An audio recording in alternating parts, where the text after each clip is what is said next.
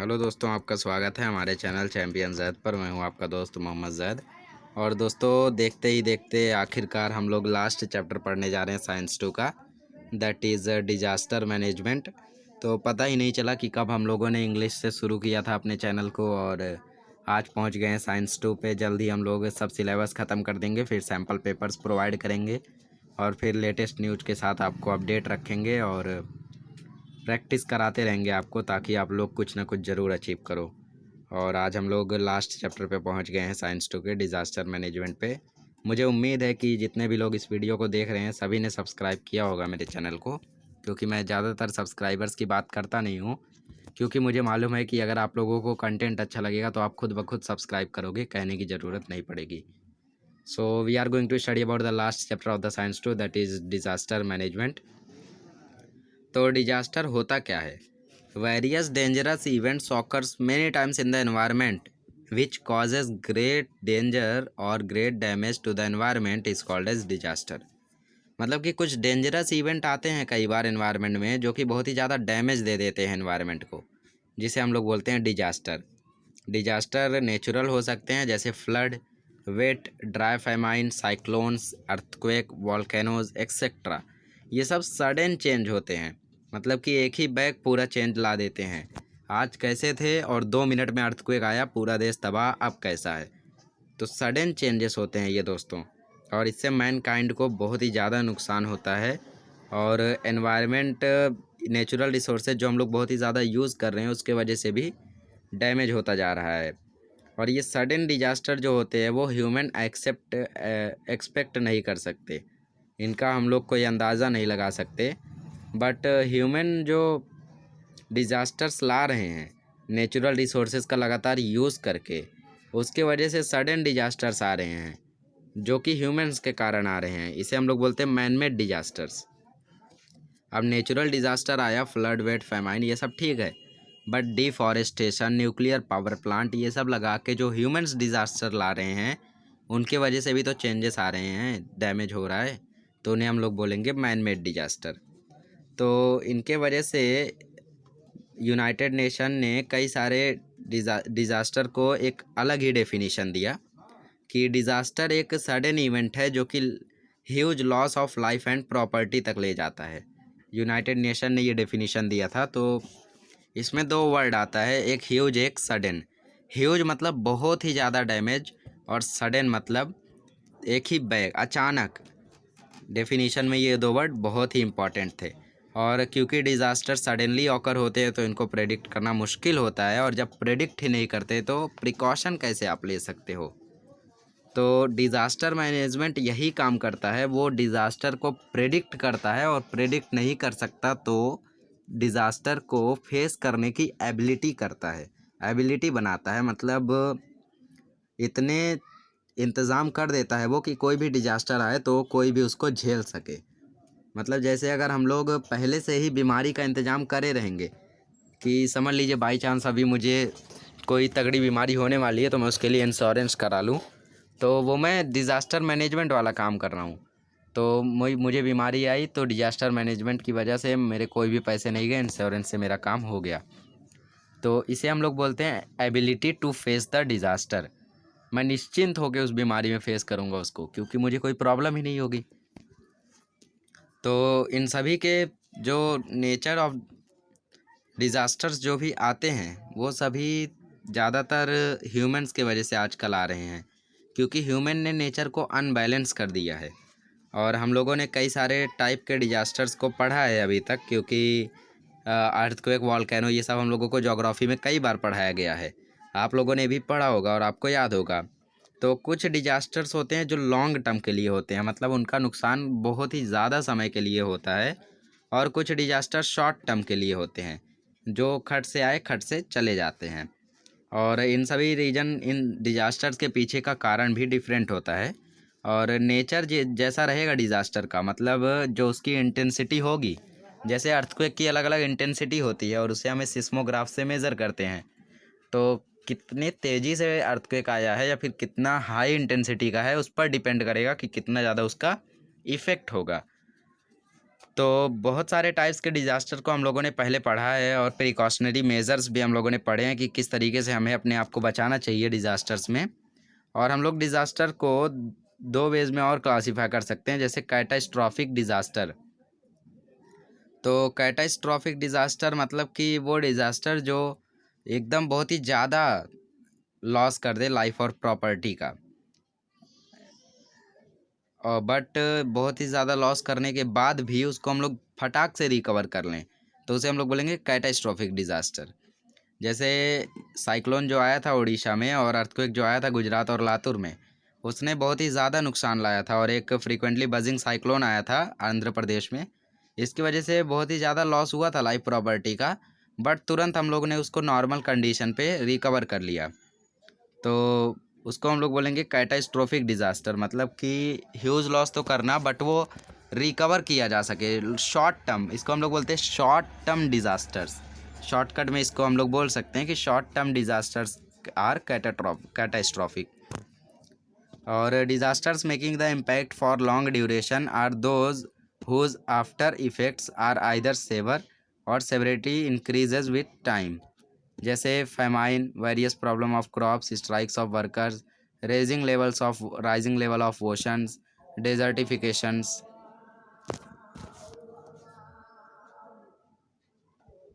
तो इसी में से जो अलग अलग डिज़ास्टर्स हैं उनका जो इफ़ेक्ट होगा वो भी अलग अलग होगा। डिज़ास्टर अगर शॉर्ट टाइम का है तो उसे हम लोग बोलेंगे कैटास्ट्रॉफिक डिज़ास्टर। तो ऐसे ही दो तीन डिज़ास्टर्स यहाँ पे दिए गए हैं, इसमें से ये बोर्ड एग्ज़ाम में आपको आ चुका है, बहुत ही इंपॉर्टेंट है दोस्तों। उसमें बोला था कि इनका इफ़ेक्ट क्या हो सकता है डिज़ास्टर का, वो आप बताइए। तो मैंने लिखा है इनके इफ़ेक्ट्स को, अगर आपने भी लिखा है तो आपको भी मार्क्स बहुत ही अच्छे से मिलेंगे। और याद रखें इनके इफ़ेक्ट्स क्या हो सकते हैं।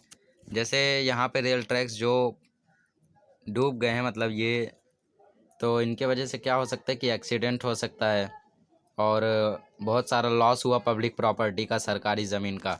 यहाँ पे ट्रेन्स को देखें तो ये फ्लड में है, जिसके कारण लोग यहाँ से वहाँ जाते समय बहुत ही ज़्यादा प्रॉब्लम फेस कर रहे हैं। ट्रेन्स में नुकसान आ सकता है, और अगर ट्रेन बाई चांस इसमें नहीं देख पाई सामने कुछ, तो एक्सीडेंट हो सकता है। यहाँ पे ट्रेन का एक्सीडेंट ऑलरेडी हो चुका है, जिसके कारण पता नहीं कितने लोग मरे होंगे। रेल ट्रैक्स का नुकसान हुआ होगा और रेलवे की कंपनीज़ का नुकसान हुआ होगा।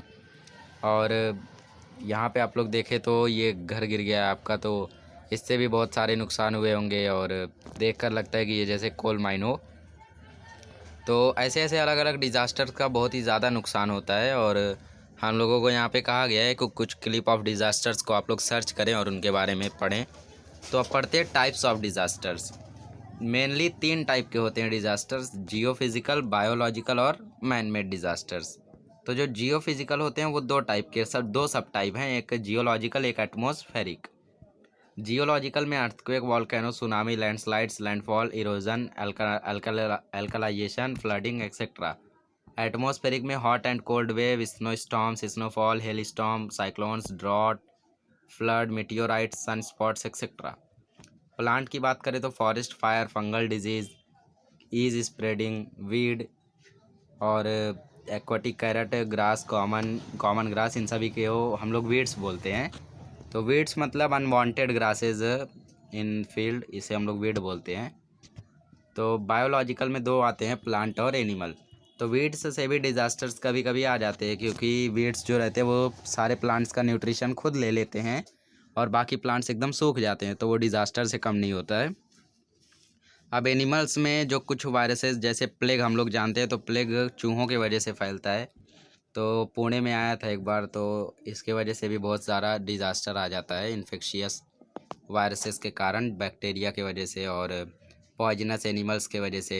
तो इनकी बाइट से भी काफ़ी नुकसान हो सकता है। अब मैन मेड डिज़ास्टर्स में एक अननोन है, एक इंटरनेशनल है। अननोन मतलब कि जैसे poisonous gases, atomic test, unplanned action, accidents, ये सब अननोन रहते हैं।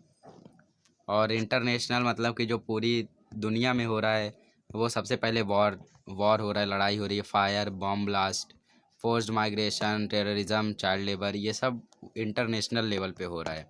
तो ये टाइप्स ऑफ डिज़ास्टर है, इसमें से तीनों मेन टाइप याद रखें। और आप लोग मैन मेड डिज़ास्टर्स में इंटरनेशनल ज़्यादा याद रखें और बाकी सब में भी तीन तीन आप लोग याद रखें, उतने से आपका काम हो जाएगा। अब बात करते हैं इफ़ेक्ट्स ऑफ डिज़ास्टर की। तो दोस्तों अब हम लोग पढ़ते हैं इफ़ेक्ट्स ऑफ डिज़ास्टर। तो effect of disaster is depend upon the nature of the disaster. मतलब डिज़ास्टर की इंटेंसिटी कितनी है उस पर डिपेंड करता है कि कितना ज़्यादा लॉस होगा डिज़ास्टर से। तो डिज़ास्टर से बहुत सारे घर टूट जाते हैं, उनमें क्रैक्स डेवलप हो जाता है लैंड्स में, ज़मीन में, और ये सब अर्थक्वेक के इफ़ेक्ट होते हैं। फॉरेस्ट फायर में क्या होता है कि एनवायरनमेंट के वो बहुत ही ज़्यादा नुकसान हो जाता है। और जब डिज़ास्टर्स इस तरीके से आते हैं तो इकोनॉमी को भी नुकसान होता है, जैसा हम लोगों ने देखा ट्रेन एक्सीडेंट में। तो अभी उसको रिपेयर करवाने के लिए तो पब्लिक इकोनॉमी मतलब सरकारी पैसे का कितना ज़्यादा खर्चा हो जाएगा, तो नेशन की इकोनॉमी को भी अफेक्ट करता है। और that effect is always relative to disaster and economy. That is, if any part is destroyed, there are long lasting effects on economy due to huge expenses on its reconstruction. मतलब कि कोई भी अगर बड़ा part, important part destroy हो गया disaster से, तो उसका रिकवर करने के लिए पब्लिक इकोनॉमी, जो नेशन की इकोनॉमी होगी, उसका ह्यूज एक्सपेंस मतलब बहुत ही ज़्यादा खर्चा हो जाएगा। और डिज़ास्टर के इफ़ेक्ट सोशल लीडरशिप पर भी आ सकते हैं। An effect of disaster on social leadership is that if local leadership is not strong enough, citizen become confused. मतलब कि अगर डिज़ास्टर आया और वो उसे रिकवर ही नहीं करा पा रहे हैं तो पब्लिक फिर कंफ्यूज हो जाती है कि ये कैसे लोग हैं, रिकवर नहीं कर पा रहे, कैसी सरकार है। तो इस तरीके से इफ़ेक्ट होता है डिज़ास्टर का सोशल लीडरशिप पर भी। एडमिनिस्ट्रेटिव प्रॉब्लम्स भी आती है, क्योंकि अगर लोकल गवर्निंग बॉडीज़ को डिस्ट्रक्शन हुआ है डिज़ास्टर से, तो जो रिलेटेड डिपार्टमेंट्स हैं वो उस डिज़ास्टर को सॉल्व नहीं कर पाते, आंसर नहीं कर पाते हैं, और all the concern departments are affected by disaster and thereby entire system collapse. अब एक डिपार्टमेंट को नुकसान हुआ तो उसके साथ जितने भी कनेक्टेड डिपार्टमेंट हैं उनको भी नुकसान होगा, तो उसकी वजह से पूरा सिस्टम कोलैप्स हो जाता है। ये हम लोगों को समझाने के लिए दिया है कि डिज़ास्टर का इफ़ेक्ट कौन सी चीज़ों पर कैसे होता है। कुछ हम लोगों को खाली दिया गया है, हम लोग इसको भर देंगे। सबसे पहले एनवायरनमेंट का पढ़ते हैं, फिर हम लोग भरेंगे धीरे धीरे। तो पार्शियल और complete collapsing of buildings, drying out of water sources, contamination of water, stinky pollution of environment due to decomposing corpses of human and other animals. Environmental disaster से क्या होता है कि बिल्डिंग्स कॉलैप्स हो जाती हैं, वाटर सोर्सेज सूख जाते हैं, वाटर कंटामिनेट हो जाता है, इंसानों को जलाने से उसका नुकसान होता है, एनिमल्स को भी। और एडमिनिस्ट्रेटिव में क्या होता है कि वर्कर्स पर स्ट्रेस आ जाता है, ट्रांसपोर्ट सिस्टम कॉलैप्स हो जाता है, फैसिलिटीज़ शॉर्ट हो जाती हैं। मेडिकल में क्या होता है, इंजरीज आ जाती हैं, मेंटल स्ट्रेस आ जाता है, एपिडेमिक्स बढ़ जाती हैं और विक्टिम्स की डेथ होने लगती है। इकोनॉमिक लॉस पर क्या होता है कि इंक्रीज़ आ जाता है एक्सपेंडिचर फंड में, और फंड्स की शॉर्टेज हो जाती है, जिसके कारण बाकी जो सेक्टर्स हैं वो डेवलप नहीं हो पाते और प्रोडक्टिविटी में डिक्रीज़ आ जाता है। अभी हम लोग सोशल वाला फील करते हैं। तो सोशल वाले में पीपल जो रहते हैं वो अनकॉन्फिडेंट हो जाते हैं क्योंकि उन्हें को तब कॉन्फिडेंट ही नहीं रहता है कि सरकार हमारी प्रॉब्लम्स को सुधार पाएगी या नहीं, इसलिए वो कंफ्यूज हो जाते हैं। और साथ ही साथ जो लोग होते हैं वो होमलेस हो जाएंगे, उनके पास घर नहीं रहेगा क्योंकि उनके घर ऑलरेडी टूट चुके हैं। उनके बिलोंगिंग्स हो सकता है उस डिज़ास्टर में खो गए हों, उनको क्लोथ चाहिए, उनको फूड चाहिए रहने के लिए, तो वो सब सोशल में आएगा। अब पॉलिटिकल में आएगा कि प्रॉपर और स्ट्रॉन्ग लीडरशिप रहनी चाहिए वहाँ पे, ताकि वो लोगों को संभाल सके। वरना जब पॉलिटिकल में रहने वाले ही भाग जाएंगे तो फिर कौन संभालेगा डिज़ास्टर में। तो जो विक्टिम्स हैं उनको अच्छे से इमीडिएट हेल्प सप्लाई करना चाहिए वहाँ के लीडर को, वहाँ के जो भी मुखिया या फिर जो भी विधायक है उनको। तो इस तरीके से पॉलिटिकल पर भी इफ़ेक्ट आता है डिज़ास्टर का। अब बात करते हैं nature and scope of disaster. Scope मतलब गुंजाइश, कितना नुकसान दे सकता है उसकी गुंजाइश की बात करते हैं। तो इसमें 6 फेसेस होते हैं। प्री डिज़ास्टर फेस, डिज़ास्टर के आने के पहले। वार्निंग फेज़ मतलब जब डिज़ास्टर आने वाला है। फिर इमरजेंसी फेज़ मतलब आने के आ चुका है और आने के बाद उसको किस तरीके से हम लोगों को संभालना है। और फिर रिहेबिलिटेशन फेज़ मतलब कि नॉर्मल कंडीशन में रिटर्न करना। रिकवरी फेस मतलब फिर जो लॉस हुआ उसको रिकवर करना। रिकॉन्स्ट्रक्शन मतलब कि जो भी घर बिल्डिंग कोलैप्स हुई उसको रिकवर करना, रिकन्स्ट्रक्ट करना। अब कंसिड्रेशन में लेके नेचर और स्कोप ऑफ डिज़ास्टर को खाली 3 एस्पेक्ट्स हैं डिज़ास्टर के जो इम्पॉर्टेंट है कॉमन सिटीजन्स के लिए। और पहला है फेस ऑफ इमरजेंसी।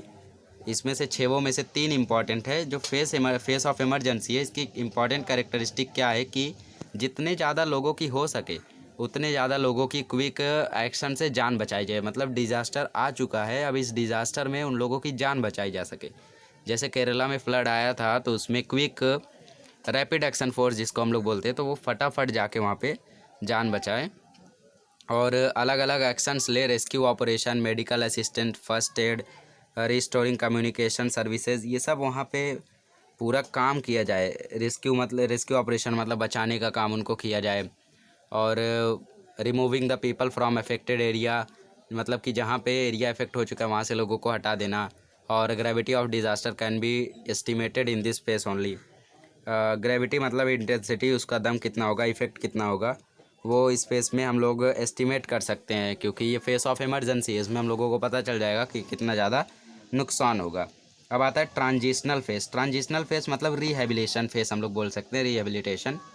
तो ट्रांजिशनल फेस में क्या होता है कि rehabilitation work is started in this face. Work दोबारा से शुरू हो जाता है रिकवरिंग का। एक बार अगर डिजास्टर चला जाए तो इसमें क्या होता है, डेब्रिस को क्लियर किया जाता है, मतलब जो भी कचरे उन्हें साफ़ किया जाता है। वाटर सप्लाई को रिस्टोर किया जाता है। रोड को रिपेयर किया जाता है ताकि ये नॉर्मलसी ला सके पब्लिक लाइफ में। और जो विक्टिम्स हैं उनको रिकवर करना इसमें बहुत इंपॉर्टेंट होता है। और अलग अलग इंस्टीट्यूट्स हैं वो हेल्प करते हैं इन लोगों को। अब आता है रिकॉन्स्ट्रक्शन फेस, मतलब छठा फेस। मीन्स दो, तीसरा, चौथा और छठा, ये 3 फेस हम लोगों का बहुत ही इम्पॉर्टेंट है। तो this is highly complicated face. ये बहुत ही कॉम्प्लिकेटेड फेस होता है और ये ट्रांजिशनल फेस में शुरू होता है। जो लोग रहते हैं वो अपनी बिल्डिंग्स और रोड्स को रिकॉन्स्ट्रक्ट करते हैं ताकि वो दोबारा उन्हें बना सके और नॉर्मलसी ला सके। जो फार्मर्स है वो अपनी फार्मिंग कंटिन्यू करते हैं, बट इसमें लॉन्ग टाइम लग जाता है। और जो अर्थ है वहाँ पे कितनी बार ऐसे नेचुरल डिज़ास्टर्स आ चुके हैं। और इन सभी डिजास्टर्स को अगर हम लोग सुने, उनसे नुकसान जो हुआ उनके डिस्क्रिप्शंस को अगर हम लोग सुने तो माइंड में नंबनेस आ जाती है, मतलब माइंड सूना पड़ जाता है इन सभी को सुन के। और most of the disaster and related unprecedented situations have been found, मतलब कि occurred in the Asian continent.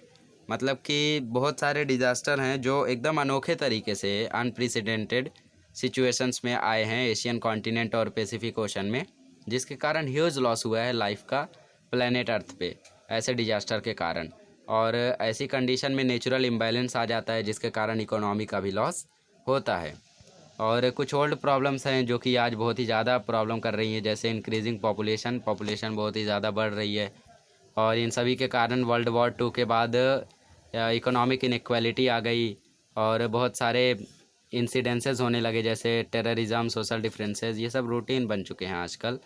और अर्बन एरिया में तो आजकल प्रोडक्शन होने लगा था हार्मफुल केमिकल्स का, जिसको बैन में लगा दिया गया है डेवलप्ड कंट्रीज़ में। बट कुछ कंट्रीज़ ऐसी हैं जो ऐसे केमिकल्स को प्रोड्यूस करने का अलाउ करती हैं। और ये कौन सी कंट्रीज़ हैं, ये डेवलपिंग और पुअर कंट्रीज़ हैं। बाकी जो डेवलप्ड हैं वो ये सब अलाउ नहीं करती हैं। तो इसी तरीके से डिज़ास्टर आया था एक बार रशिया में। तो एटॉमिक एनर्जी पावर प्लांट था चेर्नोबिल में, तो वहाँ पे लीकेज हो गया था ब्लास्ट के कारण एटॉमिक एनर्जी प्लांट में, जिसके कारण बहुत ही ज़्यादा नुकसान हुआ था। उसका इल इफ़ेक्ट आज भी एक्सपीरियंस किया जाता है उस रीजन में। और जो एटॉमिक एनर्जी थी प्लांट की, वो इलेक्ट्रिसिटी जनरेशन के लिए ही यूज़ होती थी, बट उसमें कुछ रिएक्शंस होने के कारण बहुत ही ज़्यादा नुकसान हुआ। Out of this risk of radiations leakage is increasing due to carelessness. मतलब कि लोग ज़्यादा केयर कर ही नहीं रहे हैं कि किस तरीके से हम लोग इनको डिस्पोज करें, जो भी रेडियो एक्टिव सब्सटेंसेज हैं। तो इसके कारण रिस्क भी बढ़ते जा रहे हैं। तो डिजास्टर मैनेजमेंट जो है, जो मेन टॉपिक हम लोगों का था, वो अब शुरू होते जा रहा है। तो डिजास्टर मैनेजमेंट का जो रोल यहाँ पे है वो बढ़ जाता है। तो डिजास्टर मैनेजमेंट का ये 3 ही काम होता है कि वो जो भी डिज़ास्टर हैं उसको ओवरकम करें, मतलब उसको आने से रोके, अगर वो आ भी जाएं तो वो इतनी प्रिपरेशन कर लें कि उसको फेस कर सकें, ऐसी एबिलिटी बनाएं। तो ये सब ऑब्जेक्टिव्स होते हैं डिज़ास्टर मैनेजमेंट के। कुछ ऑब्जेक्टिव्स हम लोगों को दिए गए हैं। तो disposal of human life suffered by human being during the calamity and release of the people, मतलब कि ह्यूमन लाइफ जो भी प्रॉब्लम में थी उनको दोबारा से रिकवर करना, वो डिज़ास्टर मैनेजमेंट का एक ऑब्जेक्टिव होता है। और जब भी डिज़ास्टर आया है तो वहाँ पे इसेंशियल कमोडिटीज़, मतलब जो ज़रूरी चीज़ें हैं वो सप्लाई करना लोगों को। और जो ह्यूमन लाइफ है उनके लिए रिकॉन्सिलेशन डिज़ास्टर में क्रिएट करना, ताकि उनकी जो लाइफ है वो नॉर्मलसी में रीस्टोर हो चुके। रिकॉन्सिलेशन मतलब कि उन लोगों को दोबारा नॉर्मल कंडीशन में लाना। रिहैबिटेंट डिज़ास्टर विक्टिम्स, मतलब कि रिहैबिटेंट मतलब उनका जो घर बार है वो दोबारा से उन्हें दिलाना, ताकि वो अच्छे से अपना लाइफ नॉर्मली जी सके दोबारा। और प्रोटेक्टिव मेजर्स को डिज़ास्टर में कंसीडर करना, कि किस तरीके से इस डिज़ास्टर में हम लोग अपना प्रोटेक्शन कर सकते हैं, और इस डिज़ास्टर से पहले हम लोग कैसे पता कर सकते हैं कि ये डिज़ास्टर कैसे आएगा, ताकि फ्यूचर में हम लोग इसको बचा सकें। स्लॉप टेक केयर मतलब कि इंटेंसिटी को कम कर सके, क्योंकि एक बार जो चीज़ें हम लोगों के साथ हो जाती है फिर उसको हम लोग दोबारा नहीं होने देते हैं। उसके लिए फिर प्रोटेक्टिवनेस साथ में रखते हैं ताकि वो बचा सके हम लोग। जैसे अर्थक्वेक आता था पहले तो जापान में बहुत ही ज़्यादा नुकसान होता था, but nowadays Japan है build some earthquake proof building, जिसके कारण अर्थक्वेक आने के बाद भी वो बिल्डिंग को नुकसान ही नहीं हो रहा है। तो वो स्लॉप टेक केयर कर रहे हैं ताकि इंटेंसिटी को रिड्यूस कर सके। तो डिजास्टर जो होता है वो शॉर्ट टाइम के लिए हो सकता है, मतलब कैटास्ट्रॉफिक, या लॉन्ग टाइम के लिए हो सकता है। बट डिजास्टर मैनेजमेंट से वो रिकवर हम लोग कर सकते हैं, ओवरकम कर सकते हैं। ये इसमें क्लोज रिलेशनशिप होता है डिजास्टर मैनेजमेंट और पब्लिक पार्टिसिपेशन के बीच में। डिजास्टर मैनेजमेंट का मतलब डिजास्टर को प्रिवेंट करना या फिर कुछ ऐसी अरेंजमेंट करना ताकि हम लोग डिजास्टर को फेस करने की एबिलिटी रखें, इतनी हिम्मत रखें कि डिजास्टर जब आए तो उसको हम लोग फेस कर सके। तो डिजास्टर एक फास्ट प्रोसेस होता है, एक तरीके का एक्सीडेंट हम लोग बोल सकते हैं। तो उसमें हम लोगों को क्या करना चाहिए और क्या नहीं करना चाहिए उसकी हम लोगों को प्रॉपर्टीज़ दी गई हैं। तो प्री डिजास्टर मैनेजमेंट और पोस्ट डिजास्टर मैनेजमेंट दो प्रॉपर्टीज़ हैं हम लोगों के पास। तो प्री डिजास्टर मैनेजमेंट में प्रिपरेशन होती है। तो प्रो डिजास्टर एरिया को आइडेंटिफाई करना। प्रो डिजास्टर एरिया मतलब वो एरिया जहाँ पे डिजास्टर्स आने वाले हैं, और जहाँ पे आने वाले हैं वहाँ पे प्रेडिक्शन करके उसको आइडेंटिफाई करना, और फिर इंफॉर्मेशन कलेक्ट करना है डिजास्टर की इंटेंसिटी के बारे में और प्रोबेबल साइट्स के बारे में जहाँ पे डिजास्टर्स आ सकते हैं, और स्पेशल ट्रेनिंग लेना डिजास्टर मैनेजमेंट के लिए, और increasing awareness about disaster management among the general public through training programmes, mass media and etcetera, मतलब कि जागरूकता पैदा करना लोगों के मनों में ताकि वो डिजास्टर मैनेजमेंट के प्रति एकदम अपना कॉन्फिडेंस रखें और डिजास्टर मैनेजमेंट का पूरा साथ दें ताकि डिजास्टर मैनेजमेंट भी उनके लिए कुछ कर सके। पोस्ट डिजास्टर मैनेजमेंट मतलब कि डिजास्टर आने के बाद वो क्या कर सकते हैं। डिजास्टर आने के पहले क्या कर सकते थे वो प्री डिजास्टर, अभी डिजास्टर आने के बाद क्या कर सकते हैं। वो लोग नेसेसरी हेल्प प्रोवाइड कर सकते हैं जो भी विक्टिम्स हैं, मतलब जो भी लोग सफ़र कर चुके हैं डिज़ास्टर से, और लोकल पीपल्स का उसमें पार्टिसिपेशन करवाना ताकि वो भी मदद करें लोगों की विक्टिम्स को सेव करने में, और हेल्प सेंटर को तुरंत वहाँ पे इस्टेब्लिश करना। और डिफरेंट टाइप ऑफ डिज़ास्टर जो रहते हैं अलग अलग टाइप्स, वो लोग different types of control centres मांगते हैं, मतलब हर डिज़ास्टर का एक ही सेंटर हो ज़रूरी नहीं। तो categorisation of the help material received from control centre, जो हेल्प मटेरियल आया है कंट्रोल सेंटर से उसको कैटेगराइज करना और फिर उसको विक्टिम तक पहुंचाना, और कंटिन्यूअस रिव्यू लेना उसका, मतलब कि पहुंचा है या नहीं, कहीं बीच में ही किसी ने उसको रख तो नहीं लिया। तो ये सब लगातार सर्च किया जाता है। और being always prepared for disaster rescue, हमेशा हमें प्रिपेयर रहना चाहिए डिजास्टर रेस्क्यू के लिए। ये सब पोस्ट डिजास्टर मैनेजमेंट की प्रॉपर्टीज़ होती है। अब मेन एस्पेक्ट जो हैं मैनेजमेंट साइकिल के, डिजास्टर मैनेजमेंट साइकिल के, वो पढ़ते हैं। तो सबसे पहला है प्रिपरेशन, ताकि जब भी डिजास्टर आए तो उसके लिए प्लानिंग करें हम लोग कि उसको हम लोग मिनिमाइज़ कर सके, मतलब कम से कम कर सके। फिर आता है रिडेम्पशन। रिडेम्पशन मतलब plans for minimising the damage को मिनिमाइज़ करने का क्या क्या प्लान बना सकते हैं सोसाइटी और कंट्री को डैमेज से बचाने का, वो। और फिर प्रिपेयर्डनेस मतलब कि a plan is chalked out so as to get the quick response from general public and administration. Preparedness मतलब कि एक तुरंत इमरजेंट रिस्पॉन्स आना, पब्लिक और एडमिनिस्ट्रेशन का, ताकि हम लोग डिज़ास्टर को तुरंत रिस्पॉन्स कर सके। फिर आता है इम्पैक्ट ऑफ डिज़ास्टर, मतलब कि इंटेंसिटी जो होती है डिज़ास्टर्स की वो डिफरेंट डिज़ास्टर्स की डिफरेंट होती है, तो उनको रिव्यू करते हैं डिज़ास्टर मैनेजमेंट। फिर उस पर रिस्पॉन्स करना, रिस्पॉन्स की स्पेलिंग गलत दी गई है, ये इवेंचुअली ये ओल्ड टेक्स्ट बुक है, आप लोगों में सही होगा। तो रिस्पॉन्स डिज़ास्टर को तुरंत देना और इमीडिएट हेल्प पहुंचाना, ताकि हम लोगों को बचा सके। अब फेस ऑफ रिसर्जेंस, मतलब कि रिसर्जेंस जो होता है वो होता है दोबारा से बचना। तो रिसर्जेंस मतलब दोबारा जब ऐसा डिजास्टर आया तो किस तरीके से उससे हम लोग बच सके, वो होता है रिसर्जेंस। और ये इंपॉर्टेंट लिंक होता है इमरजेंसी मेजर और नेशनल प्रोग्रेस पे। फिर आता है रेस्टोरेशन। रेस्टोरेशन मतलब दोबारा से सभी चीज़ों को रीस्टोर करना। तो ये इंपॉर्टेंट लिंक होता है मेजर्स आफ्टर डिज़ास्टर और नेशनल डेवलपमेंट के बीच में, और ये यूज़फुल होता है स्टेप नेशन और रिहेबिलिटेशन के प्रोग्रेस में। अब बात करते हैं structure of disaster management authority. जैसा अगर हम लोग का डिजास्टर विलेज लेवल पे है तो वहाँ पे सरपंच संभालेगा, तालुका लेवल पे तहसीलदार, डिस्ट्रिक्ट लेवल पे है तो उसको कलेक्टर संभालेगा, स्टेट लेवल पे है तो चीफ मिनिस्टर, और नेशनल लेवल पे है तो प्राइम मिनिस्टर। कुछ ऑर्गेनाइजेशंस भी रहती हैं जो प्रिकॉशनरी वार्निंग देती हैं, और सोशल ऑर्गेनाइजेशंस भी रहती है जो इनको सपोर्ट करती हैं। विलेज लेवल पे जनरल पब्लिक भी मदद करती है और सिस्टम भी इन्वॉल्व रहता है इसमें। तो ये चार्ट आपको समझाने के लिए दिया है, याद करने की ज़रूरत नहीं है आपको। और एक लॉ पास हुआ था डिजास्टर मैनेजमेंट एक्ट 2005 में, जिससे सभी का इस तरीके से स्ट्रक्चर बना ताकि हम लोग डिज़ास्टर को फेस कर सके। तो ये था हम लोगों का डिस्ट्रिक्ट डिजास्टर मैनेजमेंट अथॉरिटी के बारे में। अब फर्स्ट एड और इमरजेंट एक्शन के बारे में हम लोग बात करते हैं। तो जैसा आप लोग जानते हैं कि बहुत सारी चीज़ों पे हम लोगों को साइंस दिखते हैं। जैसे यहाँ पे आप लोग देखेंगे तो फ्लेमेबल लिक्विड, यहाँ से अगर हम लोग फ्लेमेबल लिक्विड को छुएंगे तो हमें नुकसान हो सकता है। फिर फ्लेमेबल गैस, फिर एक्सप्लोजिव मतलब कोई आप लोग गन पाउडर लेके जा रहे हो जिससे नुकसान हो सकता है। तो ये सभी साइंस हम लोगों को दिखते हैं। तो ये सब डिज़ास्टर्स इंडिकेट करते हैं कि आप लोग इनसे सावधान रहे वरना डिज़ास्टर्स आ सकते हैं। तो लोग अनअवेयर रहते हैं इन साइंस से। तो ये सिंबल्स को दिखाया जाता है, क्योंकि बहुत सारे लोग इलिटरेट होते हैं, बट अगर सिंबल को देखेंगे तो समझ सकते हैं। जैसा आप लोगों को कंकाल वाली स्कल का और 2 बोन्स का भी साइन आपको दिखता होगा। तो अगर ये सिंबल्स को इग्नोर किया गया तो बहुत सारी प्रॉब्लम्स हो सकती हैं, बट अगर ऐसे सिंबल्स को हम लोग ध्यान से कंसंट्रेशन रखें तो मिसहैप्स को अवॉइड किया जा सकता है, मतलब प्रॉब्लम्स को। कुछ डिजास्टर्स यहाँ पे दिखाए गए हैं आपको, जैसे यहाँ पे अर्थक्वेक आया है, यहाँ पे आग लग गई है, यहाँ पे स्नेक बाइट है। तो जब अर्थक्वेक आया तो तुरंत जितने भी विक्टिम्स हैं सभी को एक सेफ़ जगह पर लेकर जाना चाहिए, उन्हें प्रॉपर हेल्प देनी चाहिए। जो लोग वहाँ पे फंस गए उन्हें रेस्क्यू ऑपरेशन करना चाहिए। जहाँ पे आग लगी है वहाँ पे नेबर्स को तुरंत जो पड़ोसी हैं उन्हें तुरंत इन्फॉर्म करना चाहिए कि भाई आप जगह छोड़ दो, यहाँ पे आग लग गई है, प्रॉब्लम हो सकती है।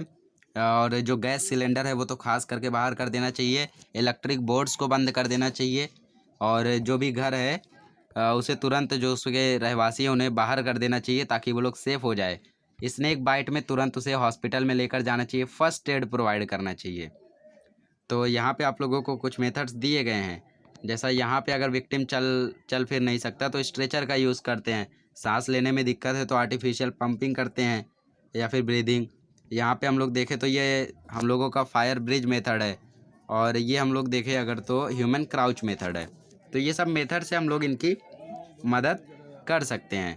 तो कुछ डिजास्टर्स जो होते हैं वो स्नेक बाइट, डॉग बाइट, इन सभी के कारण भी आते हैं, शॉर्ट सर्किट के कारण और छोटे छोटे चीज़ों के कारण आते हैं। तो इन सभी चीज़ों को ओवरकम करने के लिए हम लोग यूज़ करते हैं फर्स्ट एड का। तो फर्स्ट एड्स के ऑब्जेक्टिव्स को पढ़ लेते हैं। तो फर्स्ट एड का पहला ऑब्जेक्टिव होता है डेथ को प्रिवेंट करना। दूसरा ऑब्जेक्टिव होता है ब्रीथिंग को दोबारा लेके आना, ये मैं जो नहीं दिया गया वो भी बता रहा हूँ। तीसरा ऑब्जेक्टिव होता है रिलीविंग द पेन, मतलब जो भी दर्द हो रहा है उनसे उनको रिलीफ दिलाना। और remove the cause which resulted in damage, मतलब जिसके कारण उनको डैमेज हुआ वो चीज़ हटाना। और फिर कुछ अटेम्प्ट करना ताकि उनकी कंडीशन इम्प्रूव हो सके, लाइव्स को बचाना, और जो भी डिटोरिएशन हुआ है उसको प्रिवेंट करना, और विक्टिम को इसेंशियल कमोडिटीज़ सप्लाई करना। ये कुछ ऑब्जेक्टिव्स होते हैं फर्स्ट एड के, जो कि एग्ज़ाम में आपको आ सकते हैं 3 मार्क के। कोई 6 बॉक्स आएंगे आपको और 3 मार्क्स वो दे के जाएंगे, तो आप लोग याद रखें ये। ऑब्जेक्टिव्स मैंने बताए हैं और 6 तो 4 तो आप लोगों को लिखा ही गया है और 2 आप लोग याद कर लें जो मैंने बताया है।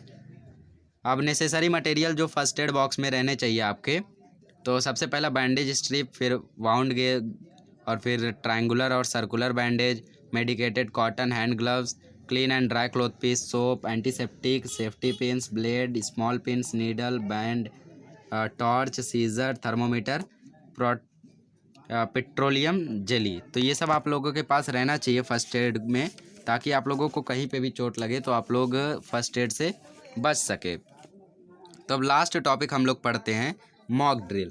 तो मॉक ड्रिल इवेंचुअली होता क्या है, एक प्रैक्टिस होती है जो लोगों को दिया जाता है ताकि उन लोग डिजास्टर के समय बच सके। तो मॉक ड्रिल का यूज़ ज़्यादातर वो लोग करते हैं जो कि डिजास्टर मैनेजमेंट में काम करते हैं वहाँ के लोग, ताकि उन लोगों को चेक कर सके कि भाई तुम उम्र के साथ कहीं अपनी स्किल्स को भूल तो नहीं गए हो। तो उनकी दोबारा टेस्ट होता है। उस टेस्ट में एक ऐसी सिचुएशन क्रिएट की जाती है कि जैसे सच में डिजास्टर आया है। तो फिर देखते हैं कि वो किस तरीके से परफॉर्म करते हैं। जो अच्छे से परफॉर्म करते हैं उनका प्रमोशन हो सकता है, जो अच्छे से नहीं कर सकते उनका डिमोशन हो सकता है, और जो नॉर्मल रहते हैं वो वहीं रह जाते हैं। तो ये स्कूल्स में भी आजकल अरेंज किया जाता है मॉक ड्रिल, ताकि बच्चे भी इसे सीख सकें, ताकि उनके घर पे भी कभी डिजास्टर आए तो वो फटाफट इसे करें। तो आप भी अपने मॉक ड्रिल के कुछ सुझाव भेज सकते हैं कमेंट बॉक्स में। तो मॉक ड्रिल में सबसे पहले सफोकेशन नहीं करना चाहिए, मतलब कि ज़्यादा पैनिक नहीं करना चाहिए। पैनिक करेंगे तो हमें सफोकेशन होगा, और कभी भी डिजास्टर आता है, अगर आग लगती है कहीं पे, तो आग से कम और सफोकेशन से ज़्यादा डेथ होती है। तो इन सभी चीज़ों का ध्यान रखना चाहिए। तो mock drill is a practice to check the preparedness of facing the disaster as early as possible. इसमें ट्रेंड पर्सनल जो रहते हैं उनकी रिस्पॉन्सिबिलिटीज़ को चेक किया जाता है, और वो किस तरीके से प्लान्स को एग्जीक्यूट कर रहे हैं वो चेक किया जाता है। तो मॉक ड्रिल यही होता है दोस्तों, आप लोग अच्छे से याद रखें, बहुत ही इंपॉर्टेंट है। इसके ऑब्जेक्टिव्स तो ज़रूर याद रखें। इसके ऑब्जेक्टिव्स क्या हैं? Evaluating the response to the disaster, मतलब डिजास्टर पे कितने समय में रिस्पॉन्स दे पा रहे हैं, तुरंत दे पा रहे हैं, बहुत ज़्यादा टाइम ले रहे हैं, या फिर नॉर्मल है, वो सब चेक करना। कोऑर्डिनेशन इम्प्रूव करना, डिपार्टमेंट जो डिजास्टर कंट्रोल के हैं, अलग अलग डिपार्टमेंट, उनमें कोऑर्डिनेशन इम्प्रूव करना। ओन एबिलिटीज़, मतलब अपने अंदर की एबिलिटीज़ को आइडेंटिफाई करना, क्योंकि कुछ लोगों के अंदर एबिलिटीज़ होती हैं डिजास्टर को फेस करने की, but they are unable because they are unaware.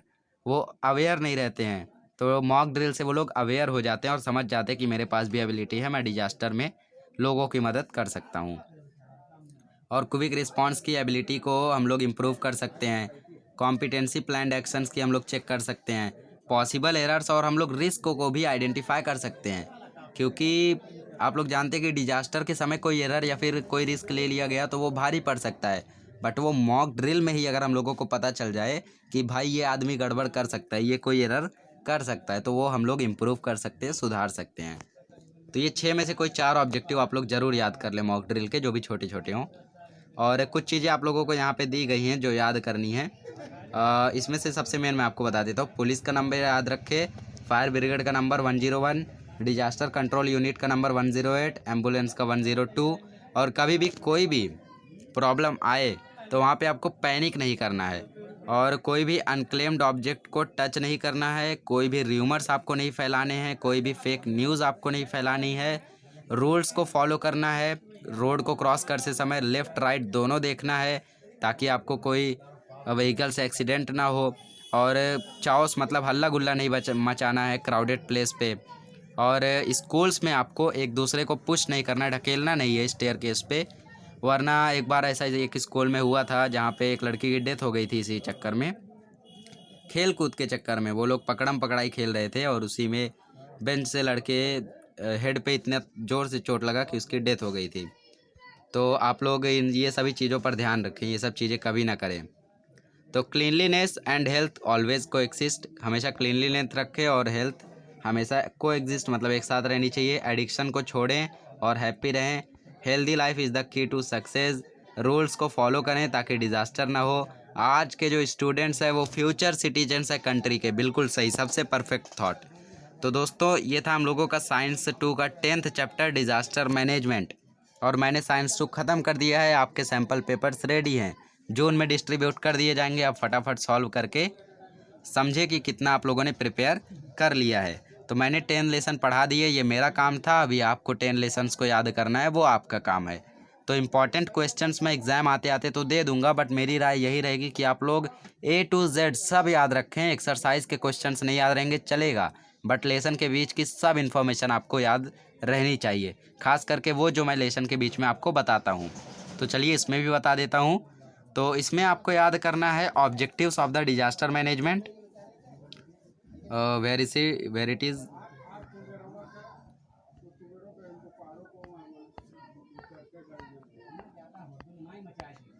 जी हाँ, ये देखिए ऑब्जेक्टिव्स ऑफ डिजास्टर मैनेजमेंट आपको याद रखना है। Pre disaster management, post disaster management और